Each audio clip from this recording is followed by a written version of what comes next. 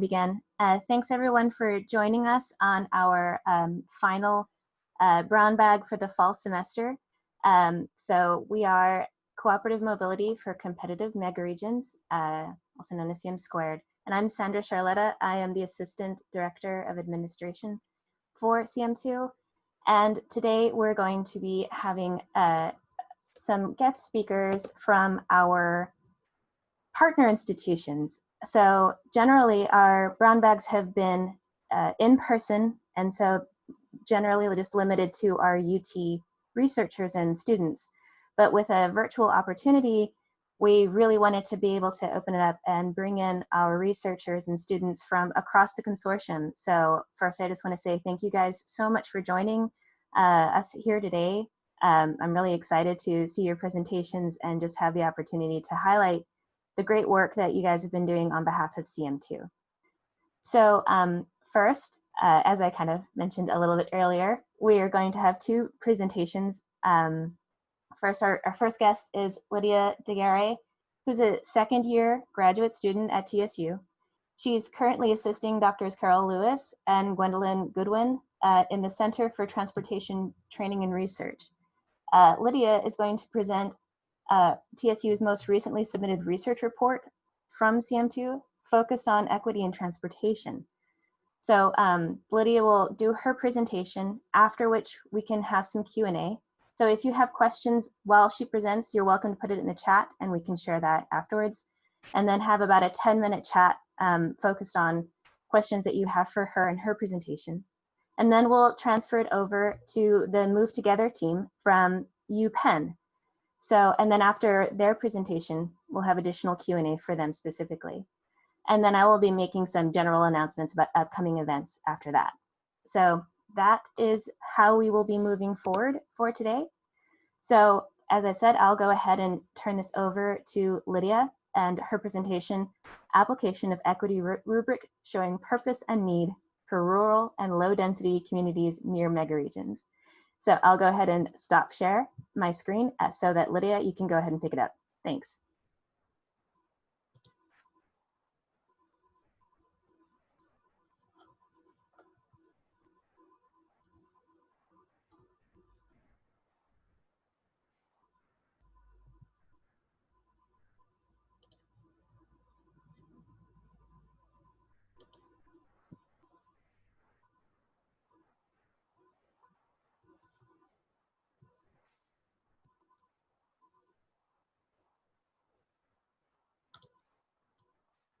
Can you see the screen?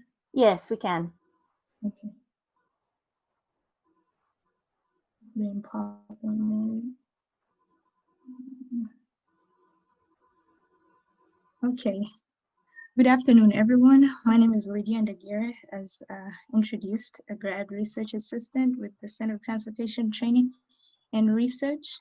And I'll be discussing my work on research done under Dr. Lewis and Dr. Goodwin to assess transportation need for rural and low density communities.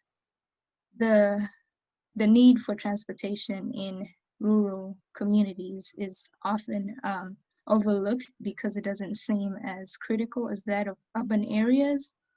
And sometimes the oversight is as a result of the tools that are being used to assess the transportation need. Therefore, this research, as titled, applies an equity rubric that defines purpose and need for rural and low density communities in mega regions. So Texas has two mega regions, the Texas Triangle, which is more popular to most people, and the Gulf Coast mega region. This research focuses on an area in the Gulf Coast mega region along I-10 East. So the study corridor encompasses block groups in Chambers, Jefferson, and Orange counties. And along I-10 East, as marked in red, you can see on the map. The means of transportation in the area are use of a private car and public transportation that is provided by three agencies: Beaumont Municipal Transit, City of Port Arthur Transit, and Southeast Texas Transit, which offers demand responsive service for rural populations in Jefferson and Orange. Then Beaumont and the City of Port Arthur transit agencies offer transit service, bus transit for their respective cities. Chambers County has no public transportation. The planning in the corridor is done by Southeast Transit Regional Planning Commission for Jefferson and Orange counties, and then SGSC does the transportation planning for Chambers County. So in this research, a 10-mile width along I-10 East was considered, 5 miles on either side of the highway, which captured a total of 292 block groups. And these block groups were examined using 2 rubrics. The first was the equitable target area, and the second is the composite vulnerability index, the CVI. And I'm going to focus on the CVI because this is where most of my work was done. To the right are the 6 variables that were considered for the assessment. So we have female-headed households, non-English speaking, minority, poverty, and senior population, and zero automobile. In the CVI approach, there are 4 steps. The first step sorts block groups by the state poverty rate. The second step compares the demographic block group variables to those of the county, and the index is calculated. And the third step compares the block group percent income spent on transportation to that of the county, and that index is calculated. And then in the last step, the 4th step, the mean of both these indexes that were calculated in step 2 and step 3 are calculated. The mean is calculated to find the CVI. So in the first step for this research, we sorted the 292 block groups by the state percent poverty. And in the table, you can see the comparison of the percent poverty of the block groups, the county, and that of Texas, which at the time with the data that we used was 15.9%. And we can see that for the block groups, the percent poverty is way higher than, the county and the state. In the next step, after we sorted the block groups by the percent poverty, 142 block groups were sorted out. So the table shows the 6 variables and their percentages, and 6 of these 142 block groups were in Chambers County, 107 were in Jefferson County, and 29 in Orange County. And for all 3 counties, we see that the minority percent is yielded the highest in all 3 counties. As we can see, in Jefferson is 74%, and that is not outstanding for Jefferson because it's typically known to have a high minority percentage, but it is more intriguing for Chambers County due to the fact that the county is the dominant race is white, and also the fact that only 6 block groups are being represented. On the other hand, we have the female-headed household and the zero automobile yielding the lowest percentages for all 3 counties. And that is why in the third step, in this 2B step, in finding the variable index value, they are eliminated. And the female-headed household is eliminated because its percentage, the percentage yielded for all 3 counties was lower than that of the state in general. And then the zero automobile was also eliminated because in rural areas, due to the fact that there are no other transportation options, you need to have a car. It is you must have a car to be able to move around. So that's why we eliminated the zero automobile variable. So in the table here, we compared the percentages of the non-English speaking and minority variables for the block groups to that of the county, and getting their respective indexes. The mean was calculated to find the overall variable index for these block groups. In the third step, we calculate the percent income spent on transportation, the index. So in the table, as you can see for the block groups, we used to calculate their percentage income, we used the Texas annual mileage, the mileage reimbursement, and we used the vulnerable household income. So to compare that to that of the county, and to get the index that is the index that represent the percent of income spent on transportation for the block groups in each county. And we can see that all the values here for the index are greater than 1, which shows that these block groups have a greater need, and it shows that they spend more than everyone else in their counties on transportation based on their income.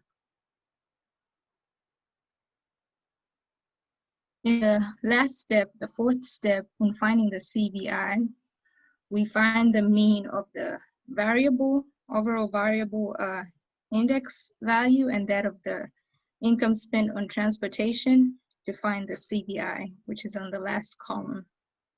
The last column to the right, and again, we see that the index value is greater than 1. So these block groups are at greater need than all the rest of their the county.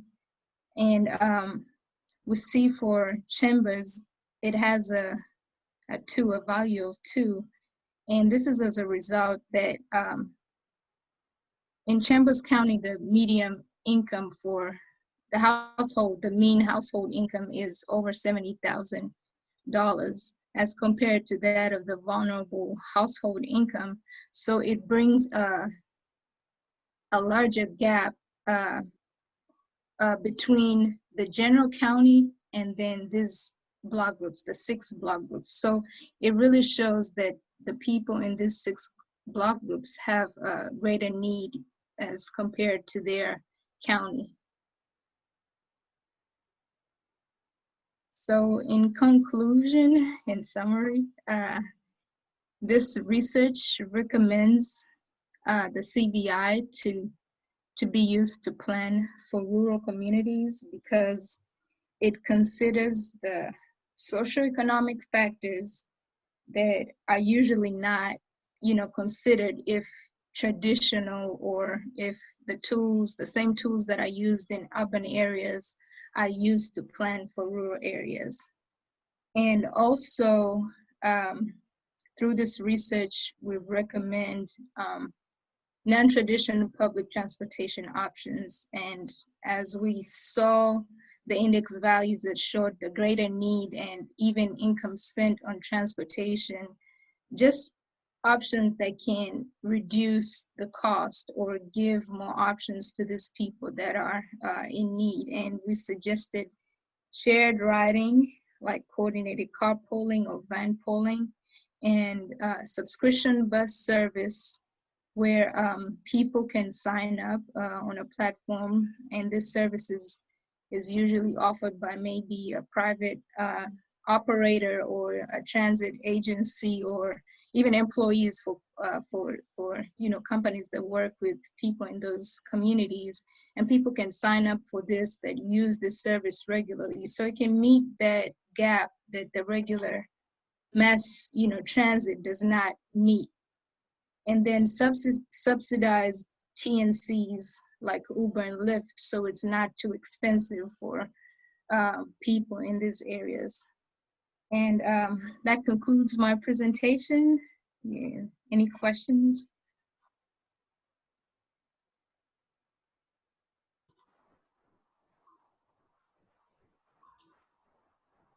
Thanks for the clap emoji there.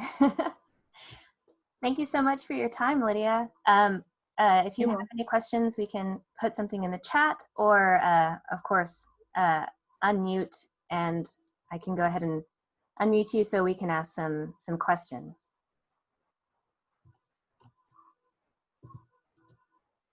I actually thought this would be a really interesting group discussion, since both groups are kind of focused on equity topics around transportation in two very big mega region areas.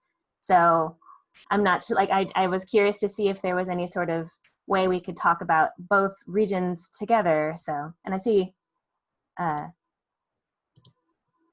Dr. Zhang has a question. So let's see if I can unmute.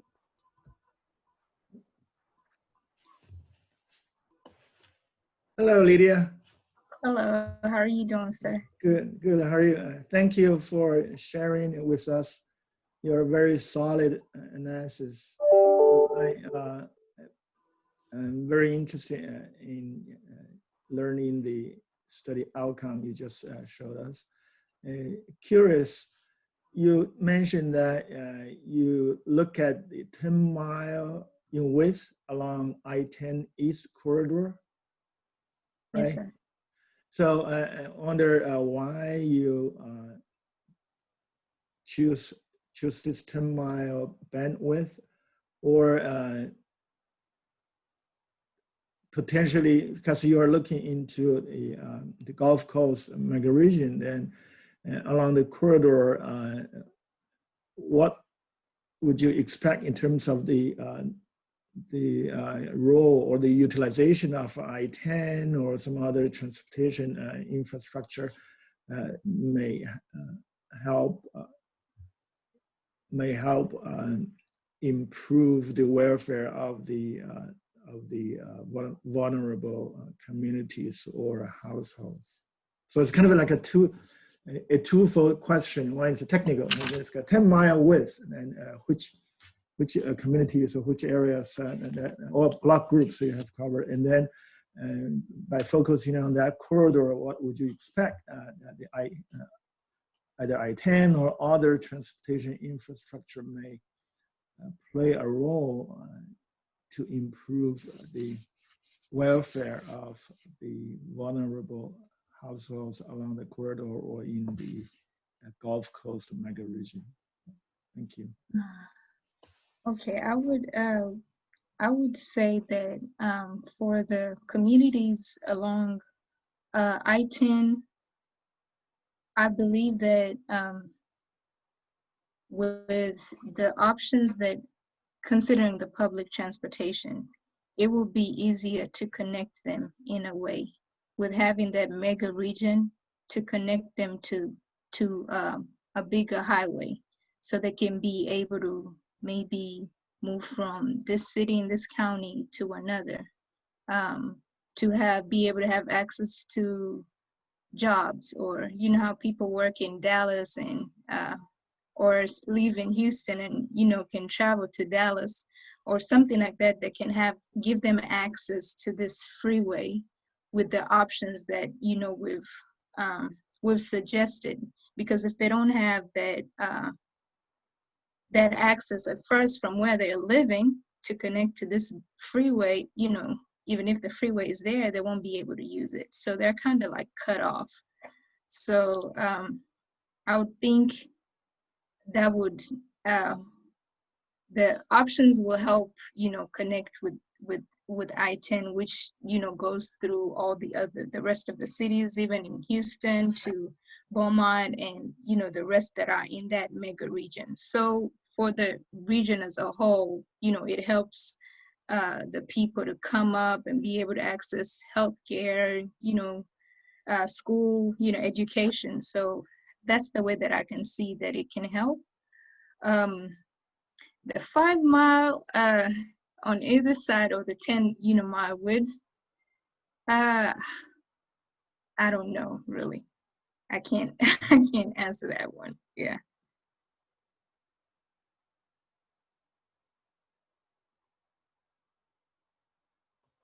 That's all right. you need to find a distance anyway. Otherwise, right, 100 mile or 1,000 mile or 10 mile. So, by the way, there is a Good question. I-10 coalition for I-10 West from Houston all the way to Los Angeles, and that's that coalition focusing on truck safety, truck parking, truck coordination. So thinking about I-10 East that you just presented the work, and then well, maybe a passenger or another version of a coalition building across metropolitan areas for supporting the vulnerable communities. So all along the I-10, currently the I-10 West, consisting of 4 states, 4 state DOTs, but purely focusing, the current, sorry, I should not say, the current project focusing on truck parking, and truck safety, and coordination, things like that. So thank you for your very interesting work. Thank you, too.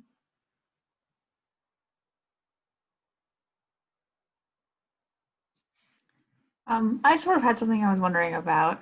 Thank you so much for your presentation. It was really interesting, and I feel like we don't talk about rural areas as much in my program, so it was good to sort of have a more academic perspective on that. And I was thinking about, so I'm very unfamiliar with the geography of Texas, and I have now forgotten the county names, but I'm thinking about the county that had 6 block groups and a much higher median income, as compared to the county with like many more block groups falling within your criterion. And I'm wondering if it is more challenging to provide transit services in those areas where there are fewer of these block groups that you've identified. Or I don't know, just sort of how to, is it more challenging to provide transit for any of these communities? How does it vary according to the county? I don't think it is challenging. Like, I don't think that there's a difference in the way each county would vary in, you know, having the public transit options. The need is just emphasized because the county, in Chambers County, the median household income is way higher than that, you know, for the vulnerable household income. So these people spend so much more on transportation than everybody else that's probably maybe well off or above the poverty rate. So to them, it's with transportation, with the income that they have, and the transportation, they have to use their car because there's no public transportation. They are using so much more of their income on transportation, and yet their household income is not as much as everyone else's. So they are more vulnerable in that sense. So maybe I would suggest that the county starts there with those 6 block groups, you know, to help them. As compared to the rest that were above, so they can help them subsidize their cost of transportation because their income is not as much. And then to the rest of the counties, because their household income was not way high, the difference was not way, you know, the difference was not much. Still, it's the same thing, you know, try to subsidize for those that are more vulnerable in the county and give them more options for transportation. That makes sense. Thanks. I have a question as well. Thank you for the presentation. How did you choose the final variables that you have included in the analysis? Because for our other classes, we use Philadelphia region has this thing called, I forgot what it exactly stands for, but the MPO here has this thing called the IPD. I think it's an index for, I forget, but basically it's variables. They look at the variables that describes the equity measures of the region and looks at specific, I think 9 specific variables. And I was wondering, how did you come to the conclusion of choosing the variables that you included in your analysis? So the variables that we used were used in I'd mentioned the equitable target area that is usually used for urban areas in Houston and I think Chicago. And they used those same variables. Those are the ones that we used for the CVI. And we just started, eliminating, as based on rural demographics, because you cannot use the same, well, I guess our argument is that we cannot use the same variables in rural areas as you would use in urban areas. So that's why we have that.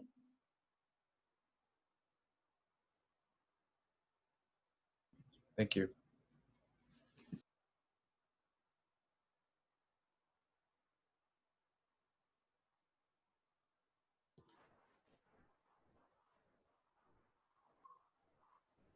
All right, well, thank you guys so much. These were really interesting questions. I appreciate everybody. Lydia, again, thank you so much for your time and presentation.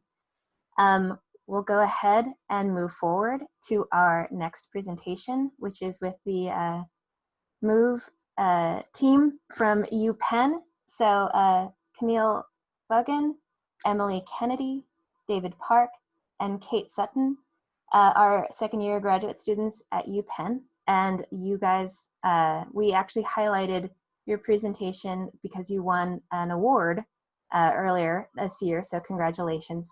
Yeah, I'll go ahead and turn it over to you guys so that you can begin with your presentation. Thank you. Thanks so much. Well, I will share my screen here.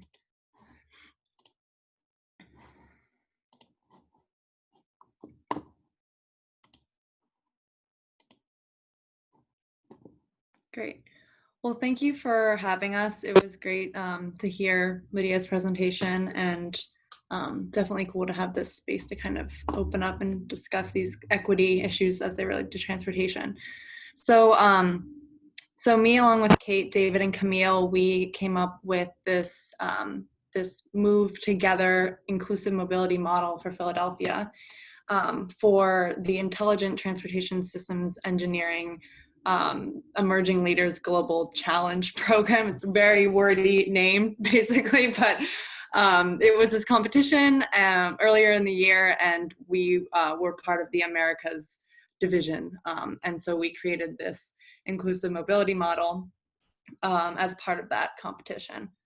So we'll just go through with you guys quickly kind of the background here in Philadelphia for our transportation system and what led us to create this measure for Philadelphia. So here in Philly, it's a majority minority city, and it's the poorest large city in the U.S. So to give a little context on Philadelphia, there was a pretty extended stagnation of growth in Philadelphia during the 1970s, during white flight. And finally, the city experienced kind of population growth in the early 2000s. And with that, of course, came a lot of congestion, as many other cities also experienced congestion around that time as well. So we, as part of this challenge, the main kind of things we needed to look at were related to congestion, and then also looking at it with a more technological lens. So here in Philly, Philly's actually ranked the third city for the highest amount of congestion, according to a report by INRIX, and this is after Boston and Chicago are kind of the two top cities with congestion.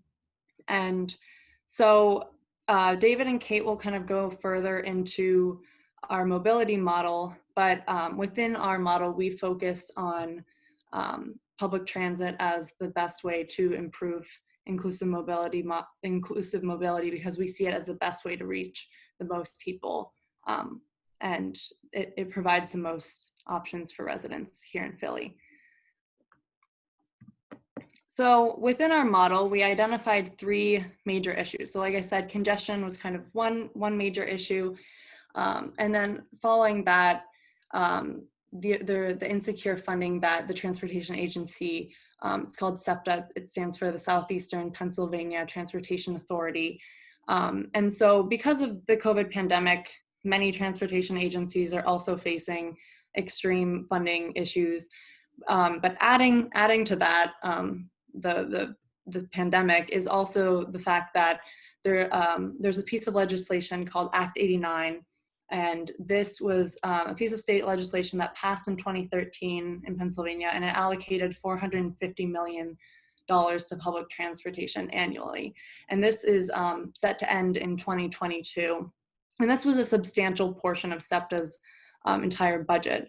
So the state doesn't currently have a plan for how that revenue will be replaced. And so when we were thinking about what to include in our mobility model, funding seemed to be kind of, a big unknown.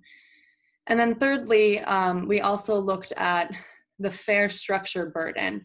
So this previously SEPTA had put a larger burden on low-income riders because of the transfer fee that was in place, and also SEPTA did not have a low-income rider pass, and also there's no fare capping measures, and children also had to pay to ride SEPTA.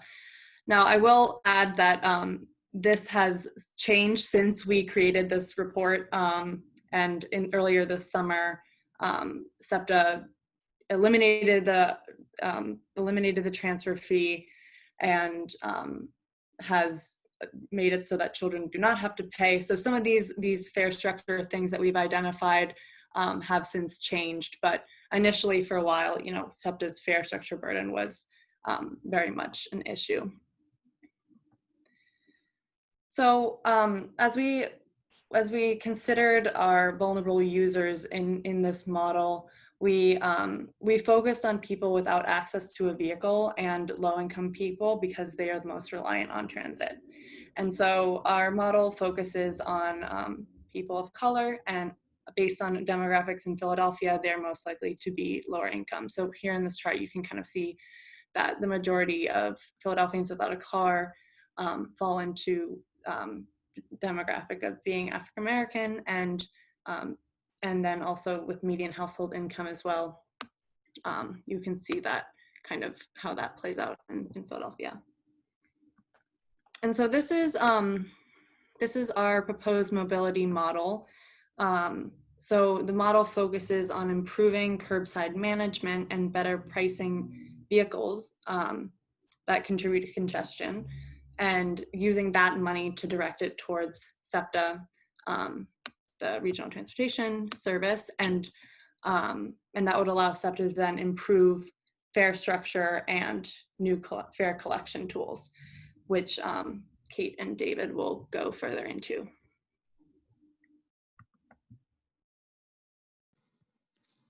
So we wanted to start our model by discussing curbside management because it's sort of an emblematic technology of how you can better price private vehicle use, and from that generate a new revenue fund for transit. So we're modeling our recommendation after SF Park, which was a program in San Francisco, which uses sensors at curbsides in certain neighborhoods in San Francisco to monitor parking demand. And then based on that demand, it will modulate the price for on-street parking, with the idea being that if you find a higher price or sort of the right price, then you're more likely to have a spot available on the street, so that when people are looking for somewhere to park, they're able to find somewhere more quickly, and it reduces the number of people who will be circling. And people who are circling to find a spot really can contribute to congestion in cities. So that's one way in which this curbside management program would address congestion. And then the other piece of it is that it would allow for more dynamic use of curbside space. So there's a lot of different demands placed on the space on the curb. It's used for both parking as well as like pickup and drop offs for Uber and Lyft, which is only ever increasing. And it's also where transit vehicles unload and load. There's garbage pickup at the curb. And then there's also, freight deliveries, as well as an increase in like residential deliveries with people having things delivered to their homes with increasing frequency. And, particularly in Philly where the streets are really tiny, it's a lot of different things to try to be doing at the curb. And a program like SF Park would allow you to sort of allocate the curb for particular uses in a more precise way, and also sort of vary it throughout the day. So this is sort of the first recommendation that we had for how you can better price private vehicle use in a way that would generate revenues for transit. And then we had 4 additional recommendations. So the first one relates to transportation network companies like Uber and Lyft. They provide a popular service, but it does place a congestion burden on cities, and it tends to detract from transit ridership. And Philadelphia actually has a modest TNC fee compared to other large cities, where the fees can be as high as $275. In Philly, the city requires that 1.4% of gross revenues from TNC companies be paid back as a fee. So for a $10 ride, that would only result in a fee of about 14 cents. And we propose that modeling a fee structure after Chicago would allow for a low-cost option, but also place a higher burden on people who use a more premium service that also uses up more of the roadway. So we're saying that shared rides should be charged 30 cents, solo rides 50 cents, and then solo rides within a center city zone $1. This would still be less than other peer cities and allow a low-cost option to address equity concerns. The next issue we wanted to address was gas tax revenues, which have been declining with the increase in the fuel efficiency of vehicles, as well as the increase in vehicle miles traveled. We took inspiration from a pilot program in Oregon called Origo that shows that it's possible to implement a VMT fee in a way that protects privacy and also secures a more stable source of funding from high efficiency vehicles. Their program is specifically for hybrids, since that's particularly damaging to gas tax revenues. So we're saying that a similar voluntary program in Pennsylvania would sort of lay the foundation for a future mandatory program across the region and help provide a more stable user fee for transportation. The next area is congestion pricing.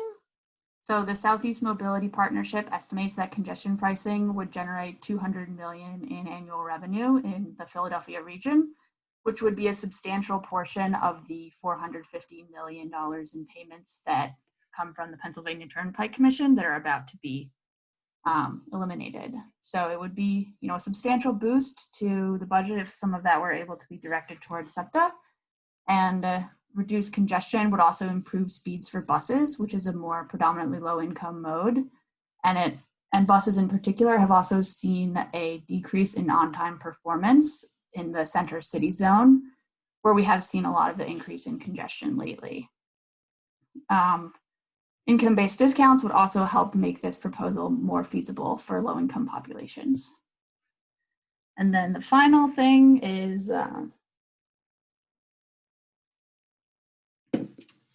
residential parking permits. So in Philly, they start at $35 a year for the first car in a household. This is an annual rate, so we think it would be appropriate to raise that in neighborhoods where the median income is above the city median income. So that would affect neighborhoods like Rittenhouse and Fairmount, which also face some of the tightest markets for parking and where those searching for a spot contribute to congestion. So with that, we will move on to what to do with some of these new revenues. So Kate just introduced some of our recommendation on how SEPTA can create new ways to generate more revenue. And so using these increased revenue for transit, this will allow SEPTA to adopt more equitable, fair policies. So when we first started working on this project, which was earlier this year, SEPTA was already looking into doing a major fare restructuring, and their SEPTA's fare restructuring plan did come out on March earlier this year.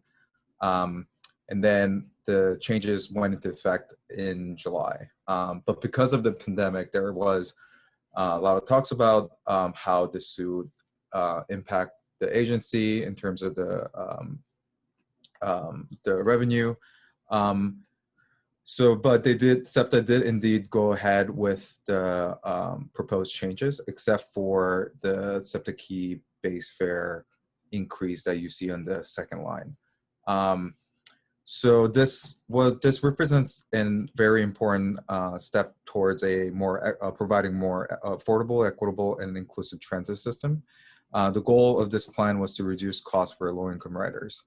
So you can see that the big thing was the free transfer for the first transfer fee, and then also decreasing the child fare for age 5 to 11. But in our model, we are proposing that SEPTA should implement even further steps to make this more equitable changes. Some of the new changes that we're proposing is that Philadelphia should reduce fares for low-income riders by offering 50% discount off for SNAP recipients, and also expand the K-12 passes to all students, and make the passes be effective on weekends and holidays, because I think the student passes currently only work during the weekdays. And also we propose that the university pass, which is around 10% discount at the moment, should be even further discounted and should be part of the tuition.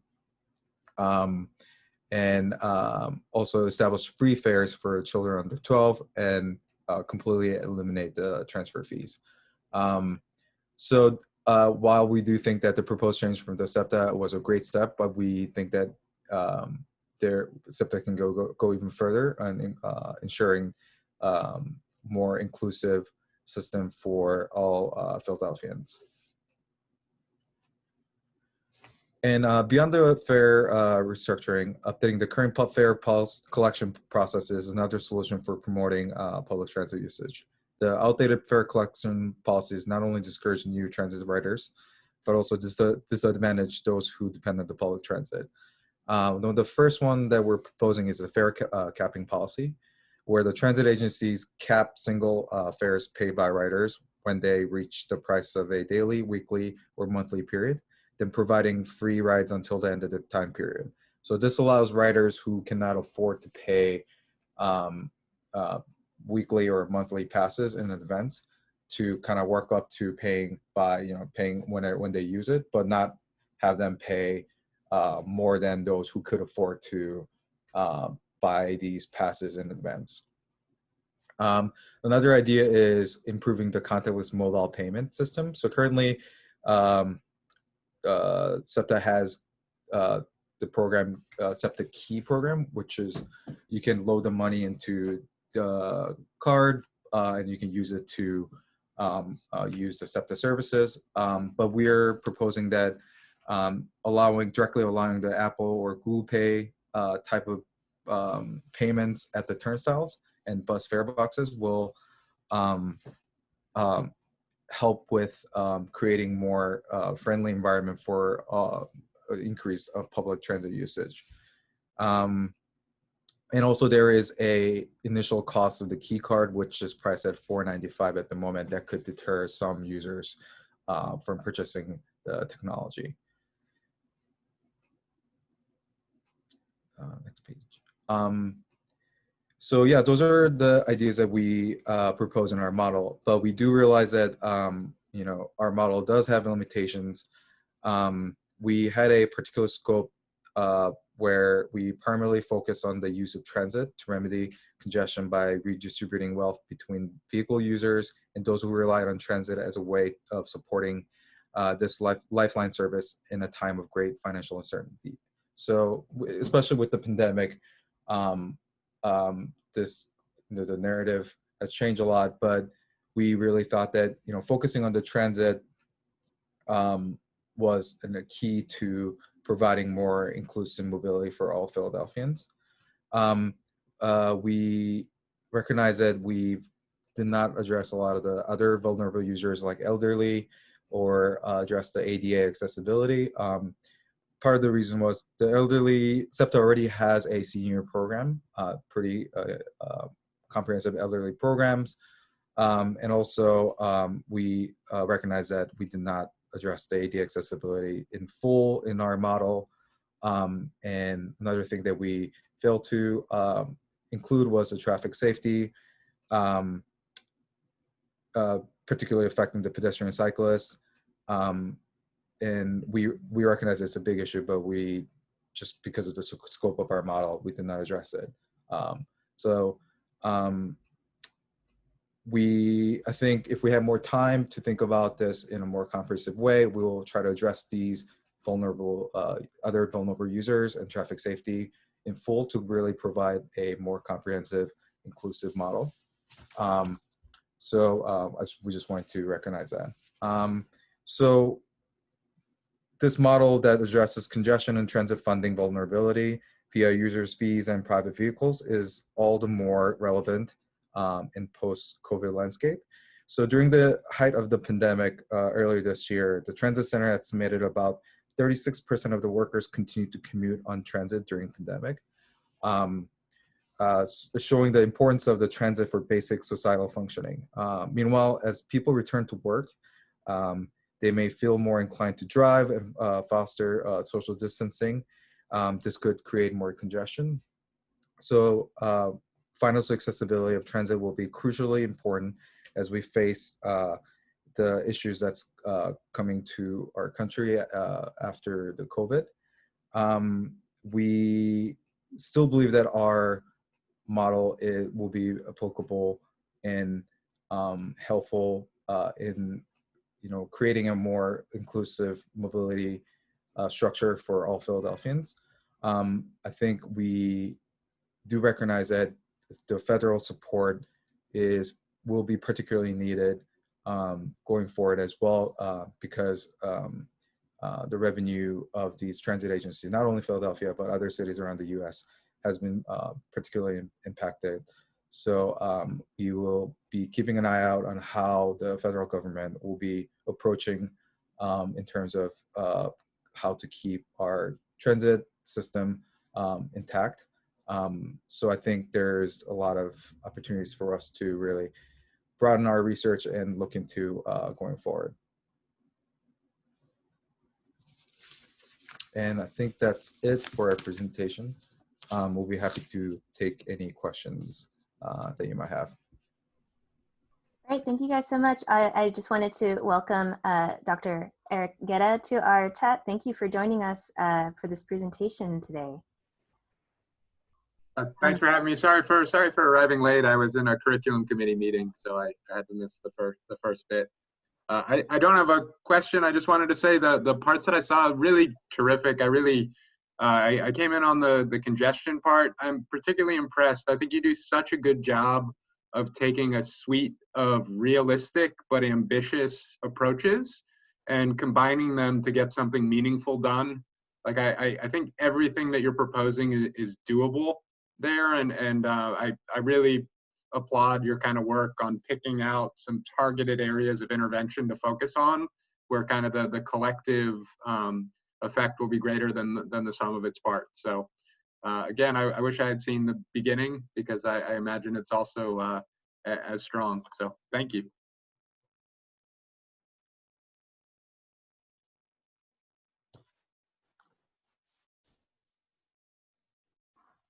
Dr. Zhang, you have some questions, please?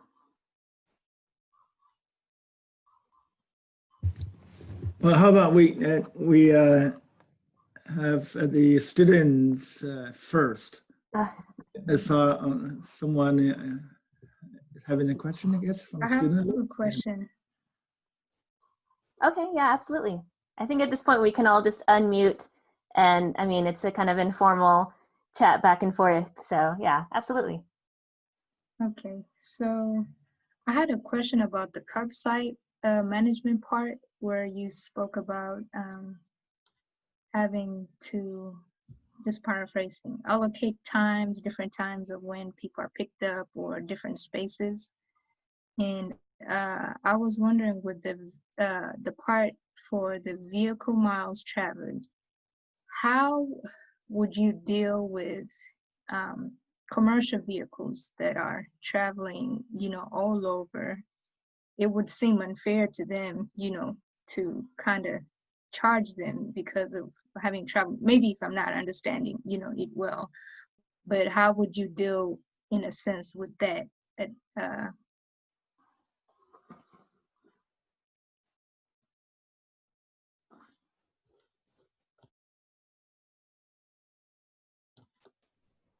So, I mean, I think that maybe someone else would be better to speak to this because I didn't super, I'm not the expert on SF Park, but I think that cities implementing it would have an option of whether or not to charge during times when the curb was used as a loading zone.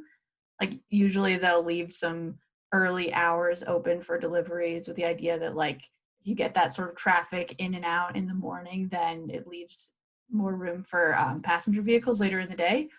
So yeah, I think it's possible to have that be free still for delivery vehicles, or yeah, maybe you could charge if you wanted. I can speak a little bit more of this because I did this section. Part of the reason why curbside management is so important is because of commercial vehicles. Like there are so many Amazon deliveries and UPS deliveries and all kinds of deliveries that are causing a lot of congestion in cities. And currently what's happening is that delivery trucks will park like in bike lanes, or they'll just park wherever they want. And a lot of, these corporations like UPS and Amazon will just pay the parking tickets for the delivery drivers and kind of already factor in the cost of parking and these charges into their operations. So I don't see necessarily that changing so much. It's just charging delivery vehicles, commercial vehicles, more consistently than we probably already are when they just kind of park wherever and get parking tickets. So curbside management is a part of that, is trying to make commercial vehicles pay more for the amount of traffic that they are adding to cities. And this would probably impact some of the larger institutions like Amazon and FedEx more than it would probably local deliveries. And if it does become an issue for local places that are doing deliveries, then as Kate said, I think that there's probably a way that the city could work out having certain loading zones that these smaller businesses can't quite afford the cost that a major corporation can like sort of pay off those fees, or maybe lowering the fees like for the size of the business or something like that. I haven't done a ton of research into it, but the commercial aspect is kind of a big part of why cities are so congested now, and kind of curbing that and maybe charging these delivery trucks for just causing congestion is part of the idea of reallocating funds to transportation and things that people in the city actually need to use.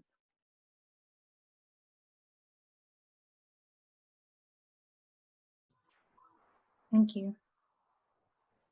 Zishi, I see you had your hand raised. If you still have your question. Yeah, I have a question. Can you hear me? Yep, loud and clear. Okay, great. This is a really interesting topic, and I can see that you have a very comprehensive strategies towards all kind of ways to improve the transportation mobility.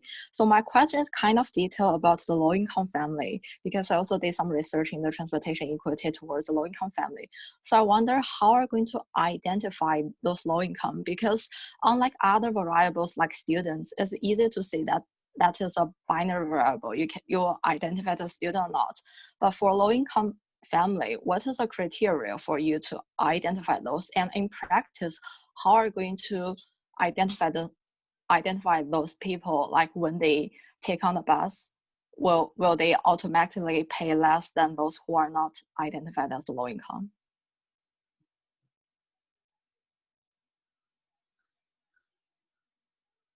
So one of the ideas that we presented was providing 50% fare discount towards SNAP program recipient. So I think someone can help me out with, I forget what SNAP actually stands for. Kate, do you It's remember? a supplemental nutrition assistance program.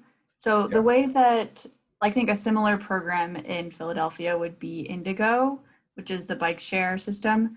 They allow people who have an access card, which is the card that you get if you receive SNAP benefits or temporary assistance for needy families or Medicaid or Medicare maybe. It's like you have one card that identifies you as being a recipient of a certain form of public benefits, and then that sort of can allow you to have access to these other discounts in other sort of realms of public life. It is limited in that someone does have to qualify for benefits, but it's more implementable, I guess, without the agency having to conduct their own like means testing of people who are applying. So I think that's what we had in mind. Yeah, and I think from our background research, we saw some agencies use like 200% of like poverty line of the US, and we wanted something that's, you know, take away like the responsibility for SEPTA to distinguish who's in poverty and who is not. And I think that was one of the ideas that we decided to go with the SNAP recipient, benefits recipient as well. And we're saying, I think, by providing like K through 12, with like program, low income program, elderly program, providing like a variety of these passes that will address different types of vulnerable users will kind of in the end help target these low income and people who are not in the position of privilege to be able to get these benefits without, you know, having to specify completely. Yeah, thank you. That makes a lot of sense to me. Thanks.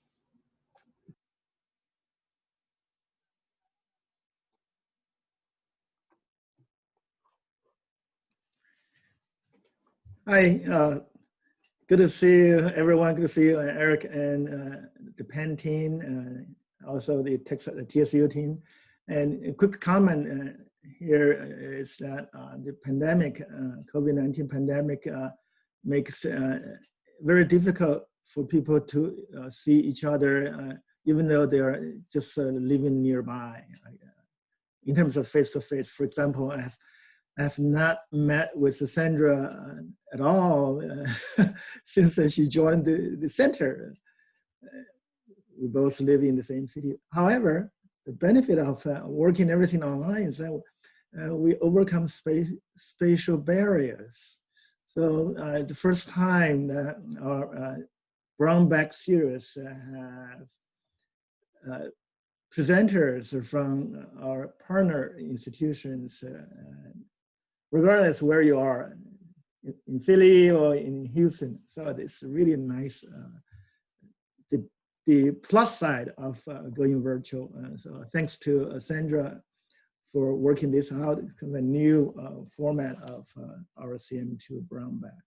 And then back to the team's work, and really very impressive addressing this this very kind of long-lasting or enduring challenges facing cities, the congestion issues, the transit, so-called transit sustainability, and then the low income and transportation equity challenges. So it's very, very comprehensive and very kind of targeted approach, and particularly looking into the new mode of transportation, all kinds of modes combined, the TNC and transit and others. So a very, very interesting and innovative.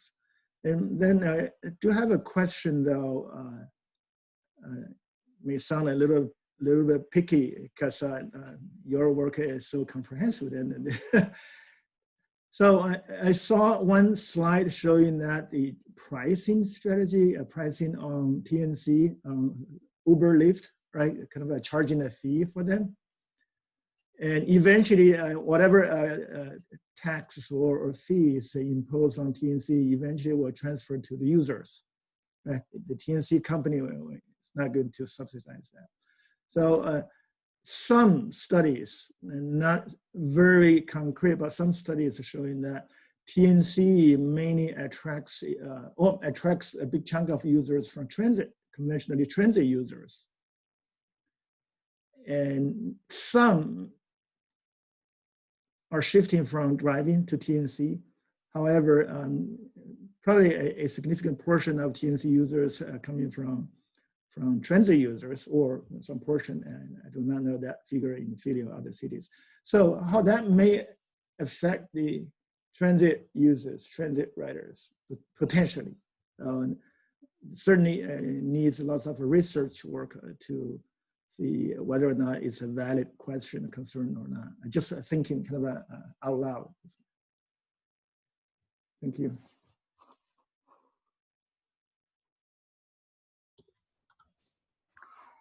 Great. Well, if there are no additional questions, I just want to thank again everybody for their time and joining us today. I have a quick question if we still have some time, or Oh, yeah. I'm not sure what time it's going until. I mean, let's just keep going. Please, ask a question. I'll make it really quick. I guess imagine you have a 2x2 matrix related to your recommendations, and one of them is kind of ease of implementation, and the other is effectiveness. Are there any things that you think kind of really clearly settle on, hey, this is probably relatively easy to implement and it's also relatively effective? And as kind of like, first things you might want to get done, and then any areas that are maybe at the, not so effective and also pretty difficult to get done. So do any of them fall clearly there, just for thinking about priorities? I think what comes to the top of my head is probably curbside management might be, at least my thought, is the easiest one to implement, because it would mostly be about enforcement of making sure the cars are turning over. And also, like, SF Park worked really, really well. And I think that their system could be very easily adapted to Philadelphia's by just, like, honestly repeating it rather than trying to reinvent the wheel. I think trying to capture VMT is going to be difficult. And changing the fare structure is also going to be difficult, just because of SEPTA's funding issues, and they can't really afford right now to cut costs or provide any more discounts. And I also think that the city would be very hesitant to implement higher TNC fees, simply because so many people have shifted to rideshare instead of using public transit because of COVID issues. So I think that curbside management and really enforcing, like, PPA, the Philadelphia Parking Authority, enforcement of getting cars in and out, and then also doing dynamic pricing might be something that's actually feasible financially and logistically compared to all the other ones. Yeah, I think those are good points. I think that on the TNC fee front, there was a proposal in 2019 for increasing it. There seems to be some concern that the 1.4%, the way that they pay it is like, sort of, you look at your receipts and then after the fact you pay a lump sum, and they didn't do the budgeting right or not the budgeting, they didn't pay the amount that they were supposed to in 2019 or 2018 or something. People were upset about that. So I don't know, there's been some movement on that front. Whether or not people would want to place new fees on people at a time of economic downturn seems very dubious. But I think that was exciting. And I haven't seen anyone make any proposals that the residential parking permits need to be more expensive. And, picking which neighborhoods it would apply to would obviously be fraught, but I don't think too many people would disagree that maybe you should have to pay a little more if you're going to have an on-street vehicle in Rittenhouse, So, yeah, some other thoughts. Yeah, I wouldn't propose that in South Philly right away, but maybe Rittenhouse and the art museum. And I think, yeah, I agree with some of the elements being more difficult to implement, but I think there are ways to incrementally introduce some of these ideas too. I think like there were some ideas about TNC pricing increase, like for cars that are not, or the TNC drivers who are not from Philly. So like drivers who's coming in, TNC drivers coming in from New Jersey to operate in Philly. Like if we were to, you know, cap that, or how many users, how many drivers can be operating at a time type of deal. Like there was some, I remember a conversation around that, which could be interesting. And in terms of like the fare structure, like pilot project for like University Pass with the Community College of Philadelphia, like, you know, kind of with the COVID, obviously there's a lot of limitations, but I think there are ways to kind of get started on some of these like, you know, pilot projects to get the ball rolling. And I think there are different ways to address that.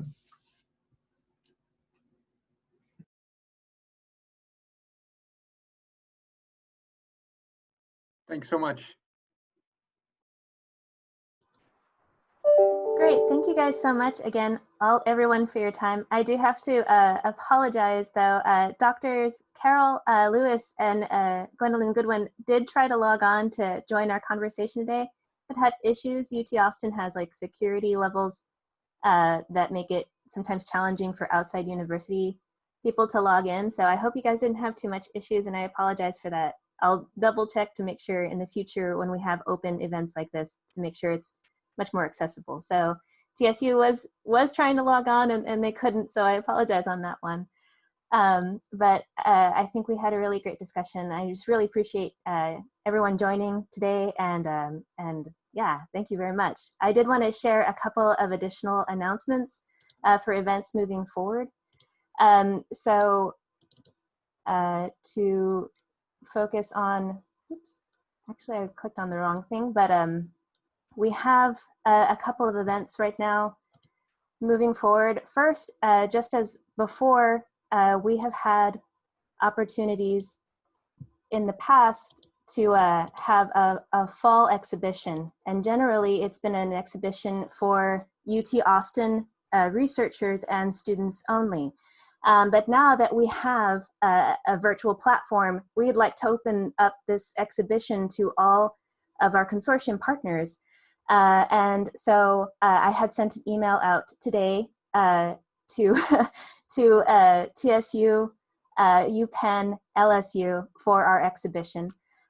So we have details on our website for participation, and we're accepting exhibition posters that will be sent onto an interactive virtual website for Wednesday, November 24th, so just before the Thanksgiving break. So if you have any research that you would like to highlight, we will be posting it on this virtual website for public commentary for the full month of December, and having the exhibit be interactive in nature. So if you have any questions, please feel free to contact me, and I can give you greater details about that.